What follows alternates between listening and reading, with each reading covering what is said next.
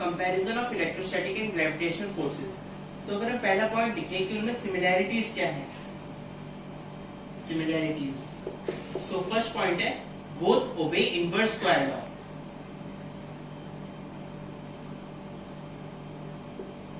That is जो force is directly proportional to 1/r², यानी F is inversely proportional to r²। ये दोनों forces के केस में है, तो ये इनका पहला सिमिलैरिटी है।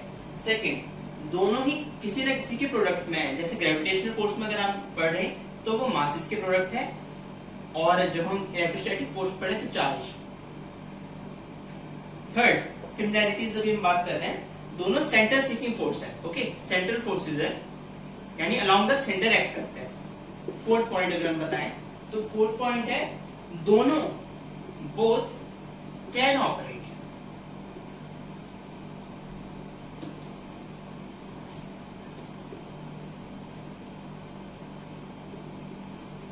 In vacuum.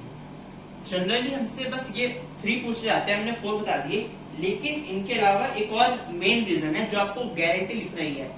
Both are conservative forces. Okay, दोनों कंजर्वेटिव फोर्सेस। अब कंजर्वेटिव क्या होता है? They do not depend on path. ये बहुत इंपॉर्टेंट है, आपको आगे भी काम आएगा। तो ये थी इनके बीच की 5 सिमिलैरिटीज। अब इनके बीच में डिफरेंसेस क्या है? ओके, तो जो फर्स्ट डिफरेंस है इनके बीच में, ये है gravitational force. Okay, Fg is always attractive, while electrostatic force Fe can either be attractive or can be repulsive।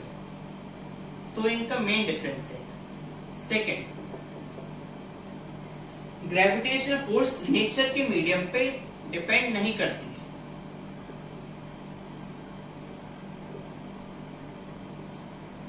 But electrostatic force करती है, इट डज। अब ये हमें कैसे पता चला करती है और ये नहीं करती? तो अगर हम फॉर्मूला देखें, F is equal to capital G m1 m2 upon r², इसमें कहीं भी ऐसी चीज नहीं है जो कि मीडियम से रिलेटेड हो। कैपिटल G भी यूनिवर्सली कांस्टेंट होता है, लेकिन अगर हम इलेक्ट्रोस्टैटिक फोर्स की बात करें, that is F is equal to K Q1 Q2 upon r², where K is the proportionality constant for any medium. Okay, so it does depend on medium. Third, electrostatic force is much greater than gravitational force. तो ये थी हमारी इनके बीच की differences और similarities दोनों। तो हम बात कर रहे हैं जिसमें आपको अभी उनके बीच का डिफरेंस बताया कि electrostatic force is much greater than gravitational force. अब उसके एग्जांपल, डेली लाइफ एग्जांपल से हम बताएं तो एक पहला एग्जांपल आता है, बहुत इंपॉर्टेंट है, कॉम का। Okay, so if there is a piece of comb, और यहाँ पे कुछ पेपर के पीसेस पड़े हैं। So if we rub the comb with our hair, ये प्लास्टिक कॉम होना चाहिए, और अगर हम इसे अपने हेयर से रब करें और इन्हें पीसेस ऑफ पेपर के पास लेके जाएं, तो they will get attracted towards it because of the friction produced between the palm and the comb. Okay, so they will get attracted and will overcome the gravitational force. तो इससे पता चलता है that Fe is greater than Fg। एक और example अगर हम बात करें, आप एक टेबल है, उस पे एक बुक रखी हुई है यहाँ पे, तो उस बुक को हम आसानी से लिफ्ट कर सकते हैं, यानी हमने बुक को लिफ्ट करा ग्रेविटेशनल फोर्स को ओवरकम करके। तो मेन बात यहाँ ये है, gravitational force is the weakest of all the forces. अगर हम बात करें electrostatic, weak nuclear, strong nuclear, उन सबसे ये थोड़ी हल्की फोर्स होती है। ओके, अब हम मैथमेटिकली कैसे बताएं कि Fe is greater than Fg, अगर हमसे प्रूफ करने को आए, और कितना उसमें डिफरेंस है, तो उसके लिए एक डेरिवेशन है। अब Fe Fg से कितना बड़ा है, अगर हम बात करें एक इलेक्ट्रॉन और एक प्रोटॉन की। ओके, ये साइड हमारी है इलेक्ट्रॉन के लिए, प्रोटॉन के लिए। अब इलेक्ट्रॉन का आपको पता है कि मास कितना होता है, 1.67 into 10 to the power -27। Okay, अब मास ऑफ इलेक्ट्रॉन की अगर हम बात करें तो that is 9.1 into 10 to the power -31 kilogram. Okay, ये इलेक्ट्रॉन के लिए है। अब इसके चार्ज की बात करें तो वो है -1.6 into 10 to the power -19 coulomb. अब हम प्रोटॉन की बात करें तो अगर उसका मास देखें तो it is 1.67 into 10 to the power -27 kilogram. वहीं अगर उसके चार्ज का देखें it is +1.6 into 10 to the power -19। अब हमें Fe और G के बीच का रिलेशन बताना है कि उसमें कितना डिफरेंस है। तो हम उनकी अगर रेशियो निकालें, Fe का formula KQ1 Q2 upon R square divided by GM1 M2 upon R square. R square से R स्क्वायर कैंसिल हो जाएगा।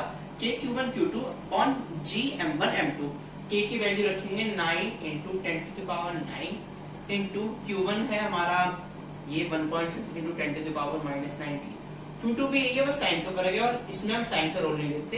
तो इसका स्क्वायर डिवाइड में G 6.67 into 10 to the power -7, M1 mass इसका है 9 into 10 to the power -31 into 1.67 into 10 to the power -27। Okay, तो ये सब पूरा सॉल्व करके हमारा आंसर आ जाएगा approximately 2.27 into 10 to the power 39। ये है Fe upon Fg। Okay, so Fe is 2.27 into 10 to the power 39 times Fg. If we talk about proton and electron, अगर यही दो प्रोटॉन के बारे में है तो Fe is equals to 1.24 into 10 to the power 36 into Fg। तो ये था हमारे बात अगर हम कंसीडर कर रहे हैं एक दोनों प्रोटॉन्स को, और ये था if we consider one proton and one electron. तो आज का जो हमारा लास्ट टॉपिक है, बस आज मैं इसका थोड़ा सा आपको बता रहा हूँ क्या चीज है। अगली वीडियो में इसको पूरा बताएंगे। Principle of superposition. So what is principle of superposition? अब इसमें थोड़ा सा बताते हैं।